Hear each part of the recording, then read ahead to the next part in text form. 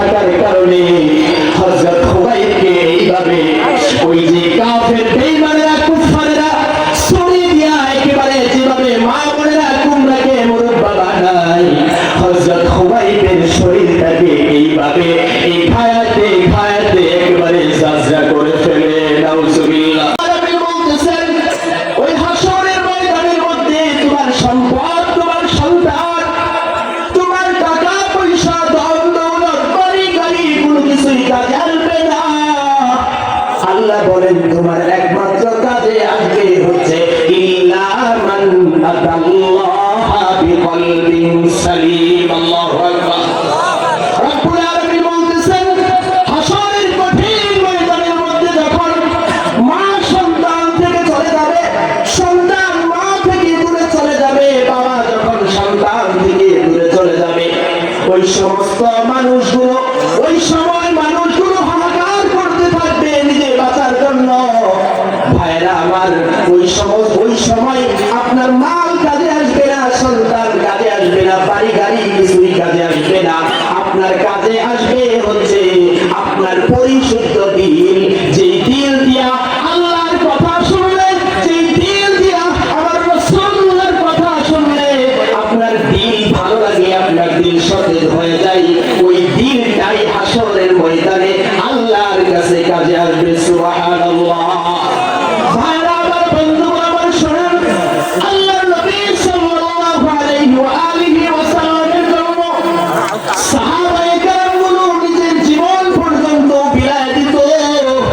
আজকে মুসলমান আমার নবীর বিরুদ্ধে কথা বলে, আমার ভিতর থেকে প্রতিবাদী শব্দ বের হয় না। বের হয় নাকি? কথা বলে বের হয়। যদি বের হয় তো আল্লাহর শানে কথা বলা হয়, রাসূলুল্লাহর শানে কথা বলা হয়। কিন্তু আমি আর আপনি কোনোদিন প্রতিবাদী শব্দ বের করে নাস্তিক মুরতাদ বেঈমানদের বিরুদ্ধে কথা বলি না। ও ভাই, সাহাবায়ে কেরামের সামনে যখন আল্লাহর হাবিবের বিরুদ্ধে কেউ কথা বলতো, নিজের তাজা রক্ত পর্যন্ত ঢেলে দিয়ে ওই নাস্তিক, ওই কাফের কুফফারদের বিরুদ্ধে দাঁড়ায় যেত। ওরাই ছিল প্রকৃত ঈমানদার। আজকে আমরা যারা ঈমান দাবি করি, আমাদের ঈমানের অবস্থা হচ্ছে কচু পাতার পানির মতো। ঠিক কিনা বলেন? কচু পাতার মধ্যে পানি পড়েছে, মাত্রই পড়েছে, আবার মাত্রই শেষ হয়ে গেছে। এই যে দেখেন আমি বয়ান করতেছি, আপনাদের ঈমানটা কিন্তু এখন একবারে মোটামুটি একটা ভালো, একটা হাই কোয়ালিটি ভোল্টেজ ঈমানের মধ্যে লেগে গেছে। ঠিক কিনা বলেন? আপনাদের ঈমান হয়তো বা বেড়ে গেছে। ও ভাই, আপনি যদি এই ঈমান নিয়ে কবরে যাইতে পারেন, রব্বুল আলামিন আপনার জন্যই রাখছে জান্নাত। সুবহানাল্লাহ। ও ভাই, আমি একটা ছোট্ট ঘটনা বলে শেষ করব। হযরত খুবাইব রাদিয়াল্লাহু আনহুকে কাফের বেঈমানেরা তাদের একটা ঘরের মধ্যে আবদ্ধ করে রাখছে। দেখেন আমার রাসূলুল্লাহর শানে ওনারা জীবন দিতে প্রস্তুত, কিন্তু রাসূলুল্লাহর শানে উল্টা পাল্টা কথা বলবো তাই তারা মেনে নিতে পারতো না। ও মুসলমান, আজকে যদি আমিও আর আপনিও যদি আমার রাসূলুল্লাহর পক্ষে, আল্লাহর পক্ষে যদি আমার জীবনটা বিলায় দেই, জীবনটা বিলায় দিতে দেরি হবে, রব্বুল আলামিন আপনাকে আমাকে জান্নাতের মেহমান হিসেবে ঢুকাইতে দেরি করবেন না। সুবহানাল্লাহ। ভাইরা আমার, হযরত খুবাইব রাদিয়াল্লাহু আনহু কে কাফের কুফফার বেঈমানেরা তাদের ঘরের মধ্যে আবদ্ধ করে রাখছে। ঘরের মধ্যে আবদ্ধ করে রাখার পর এক পর্যায়ে হযরত খুবাইব রাদিয়াল্লাহু আনহুকে এখন হত্যা করে ফেলবে, হত্যা করবে। বলতেছে, খুবাইব, তুই কি হত্যা হইবা নাকি তুমি ঈমান ছাইড়া দিবা এবং রাসূলুল্লাহর শানে উল্টা পাল্টা কথা বলো, তাহলেই তোমাকে ছেড়ে দিব।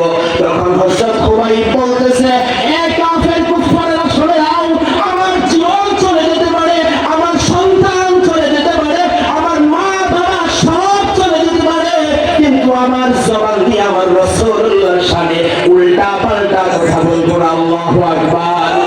আর জোরে বলে আল্লাহু আকবার।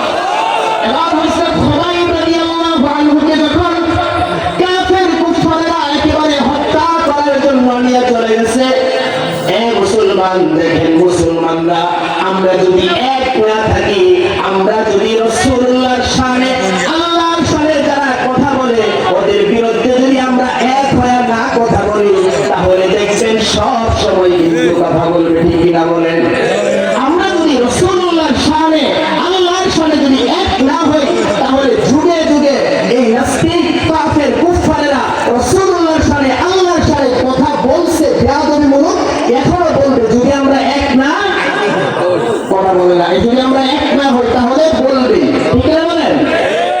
ভাই আল্লাহর শানে কেউ কথা বলবে, রাসূলুল্লাহর শানে কেউ কথা বলবে, আমরা এক হয়ে তার প্রতিবাদ জানাইব তো ইনশাআল্লাহ। ভাই আমার দেখেন হযরত খুবাইব রাদিয়াল্লাহু আনহুকে আপনার কি করতেছে, তাকে হত্যা করার জন্য এবার তার ঘর থেকে যেই ঘরের মধ্যে আবদ্ধ করে রাখছিল ওই ঘর থেকে বের করে নিয়ে এখন তাকে হত্যা করবে। দেখেন কাফের কুফারের ওই সময় কাফের কুফার বেঈমান গুলো হযরত খুবাইবকে পিছন দিয়া, সামনে দিয়া খুবাইব যাচ্ছে, পিছন দিয়া ওরা মিছিল দিয়ে যাচ্ছে যে একজন মুসলমানকে আজকে হত্যা করবে। এই আনন্দে তারা আত্মহারা, নাউজুবিল্লাহ পড়েন সবাই।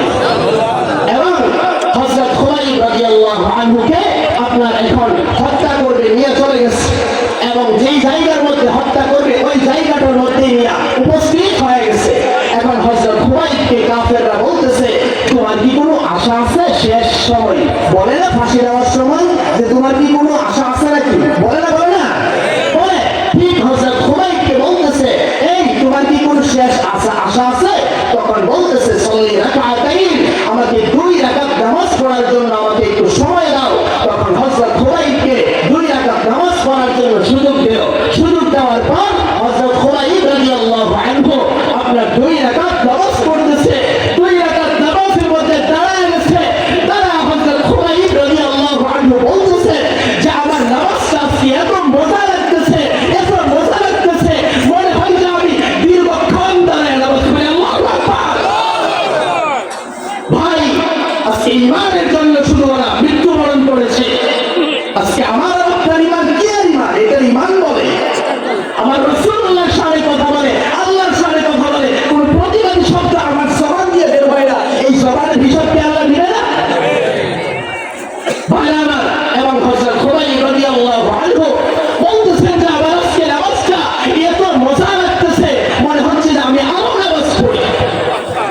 ভাই আমার, কাফের কুফাররা বলতেছেন এ খুবাইব তুমি আজকে এত তাড়াতাড়ি কেন নামাজটা ছেড়ে দিয়েছ? তখন হযরত খুবাইব বলতেছেন ভাই শোনো, আমি যদি এখন দীর্ঘক্ষণ নামাজ পড়ি, আমি যদি এখন দীর্ঘক্ষণ দাঁড়ায় দাঁড়ায় নামাজ পড়তে থাকি, তোমরা হয়তো বা ভাববা মুসলমানরা মৃত্যুকে ভয় করে। আসলে মুসলমানরা কি মৃত্যুকে ভয় করে? মুসলমানরা কখনো মৃত্যুকে ভয় করতে পারে? এবার হযরত খুবাইব বলতেছেন তোমরা এখন হয়তো বা ভাববা মুসলমানরা মৃত্যুকে ভয় করে নামাজটা দীর্ঘায়িত করেছে। না না, আমি এই মৃত্যুকে ভয় করে দীর্ঘায়িত করি নাই, আমি এজন্যই দীর্ঘায়িত করি নাই। আমি দীর্ঘায়িত না করার কারণ একটাই, তোমরা যেন বলতে না পারো আমরা মুসলমানরা মৃত্যুকে ভয় করি। এবার হযরত খুবাইবকে মুসলমান দেখেন এই কাটে কাটে যখন 2টা তক্তা যখন একসাথে লাগানো হয়, 2টা তক্তা একসাথে লাগাইতে হলে পেরেকের দরকার আছে না নাই? লোহার দরকার আছে না নাই? তার কাটার প্রয়োজন আছে। ঠিক মুসলমান হযরত খুবাইব রাদিয়াল্লাহু আনহুকে এইভাবে মুসলমান কাঠের মধ্যে এইভাবে দাঁড় করায় দিছে, শোয়া দিয়া মুসলমান ডান হাতের মধ্যে হযরত খুবাইবের ডান হাতের মধ্যে পেরেক বসায় দিছে। এবার বাম হাতের মধ্যে হযরত খুবাইবকে পেরেক বসায় দিছে। ও মুসলমান, এভাবে পায়ের মধ্যে পেরেক বসায় দিয়া কাঠের সাথে হযরত খুবাইবকে এইভাবে রাখছে। আল্লাহু আকবার।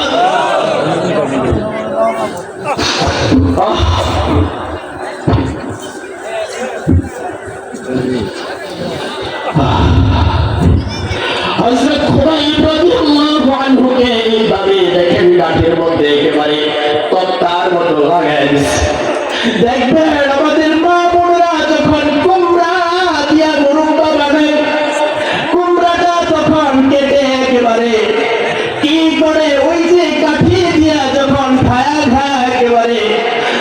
একেবারে কুমড়াটাকে দাসা করে ফেলে। ও মুসলমান, ঠিক হযরত খুবাইবকে ওই কাফের কুফার বেঈমানেরা আমার খুবাইব আল্লাহর রাসূলের পক্ষে থাকার কারণে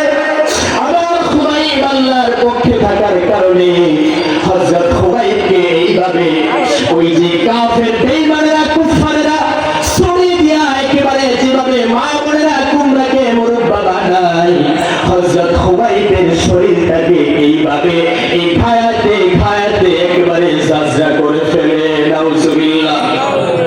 এরে মুসলমান ভাইরা আমার, আমি যেই কথাটা আপনাদেরকে বুঝাইতে যাচ্ছি, জীবন আল্লাহ দিয়েছে, এই জীবন এক সময় শেষ হয়ে যাবে, এই জীবন এক সময় শেষ হয়ে আল্লাহর সামনে দাঁড়াতে হবে।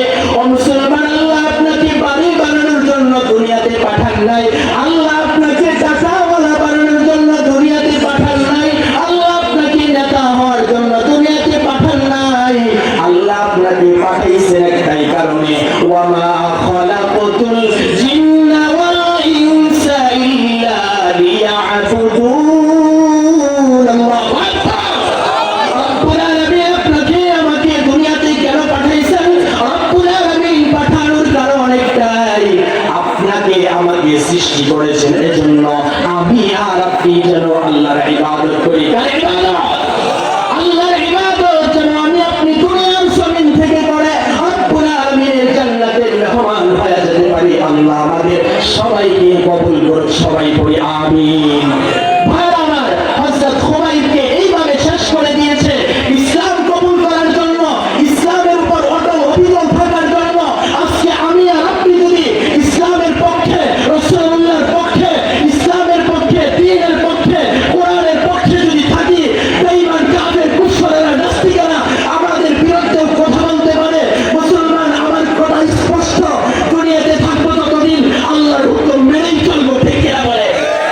দুনিয়াতে যতদিন থাকবো আল্লাহর শানের বিরুদ্ধে, রাসূলুল্লাহর শানের বিরুদ্ধে, কোরআনের বিরুদ্ধে যদি কেউ কথা বলে, সে আমার মা হতে পারে, সে আমার ভাই হতে পারে, সে আমার নেতা হতে পারে, ওই মা বাবার নেতা সব তোয়াক্কা করে আমার কোরআনের পক্ষে, রাসূলুল্লাহর পক্ষে কারা কারা থাকতে প্রস্তুত দাঁড়ায় যায়। আল্লাহু আকবার। নারায়ে তাকবীর। আমরা আল্লাহর শানে, রাসূলুল্লাহর শানে বেয়াদবিমূলক কেউ কথা বলো, আমরা বেঁচে থাকতে তা হতে দিব? দিব? ও ভাই, আমার দুঃখ লাগে একটা, এই জীবনটা তো আমার রব দিয়েছে, কেন আমি রবের গোলামি করবো না? কেন করবো না? আল্লাহ তাআলা আমাদের সবাইকে আল্লাহর গোলাম, রাসূলুল্লাহর সুন্নাহ অনুযায়ী যেন জিন্দেগি চালাতে পারি, আল্লাহ তাআলা আমাদেরকে তৌফিক দান করুন। সবাই পড়ি আমিন। ওয়া আখিরু দাওয়ানা আলহামদুলিল্লাহি রাব্বিল আলামিন। আসসালামু আলাইকুম ওয়া রাহমাতুল্লাহি ওয়া বারাকাতুহু। সম্মানিত ভাইরা আমার, ইনিও আমার উস্তাদ, ইনিও আমার উস্তাদ, অনেক ভালোবাসার মানুষ, আমাকে অনেক মহব্বত করে এখানে বসে আমার কথা শুনছে। আমার কাছে অনেক খারাপ লাগছে যে আমি ছোট্ট মানুষ, আমার উস্তাদের কথা শুনছি। আমার জন্য দোয়া করবেন, আমার উস্তাদের জন্য দোয়া করবেন। আল্লাহ তাআলা যেন আমাদের সবাইকে কবুল করে, সবাই বলি আমিন। আলহামদুলিল্লাহ ভাই, আমরা অত্যন্ত সুন্দর আলোচনা শুনতেছিলাম, কিন্তু সবাই স্বল্পতার কারণে হুজুরকে আমরা সময় দিতে পারলাম না। মেহেরবানি করে একটি এলান শুনি, ভিতরে কিন্তু